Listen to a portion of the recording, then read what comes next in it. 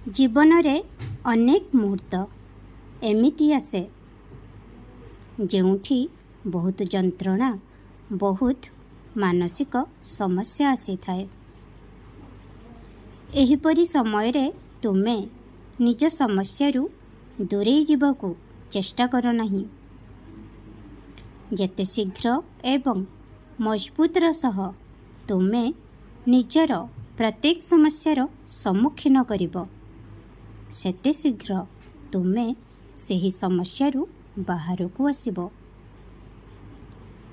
मने रख तुमे मो संतान एवं तुमे प्रत्येक समस्या को सामना करी सेथिरू बाहर को आसी परिबो।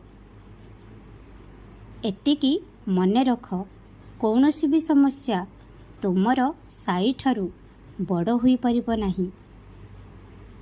जेउ क्षणी तुमे साई साई कहिबा आरंभ करिबो तुमको स्वयं चालित भावरे साहस मिलिबो प्रत्येक परिस्थितिर सामना करिबा पई। असुविधा समय रे दुखी हेबा स्वाभाविक अटे, किंतु दुखरे कांदिबा एवं सेही दुख को नहीं बहुत दिन पर्यंत बसी रहिबा एहा अत्यंत भूल अटे। कष्ट दुख समस्यार सामना करिबा अलगा कथा, किंतु दुख को निज मनरे चापी रखी कांदिबा संपूर्ण अलगा कथा। मु तुमको दुखर सामना करबाकू कहूछि जहा द्वारा तुमे जीवन रे आगको बढ़ी पारिबो। जदि सामना करिबो तेबे ही से परिस्थिति रू बाहरिबा पाई समाधान पाइबो। तुमर खुशी सुख तुमर दुख केवल तुम मनर स्थिति उपरे निर्भर करे।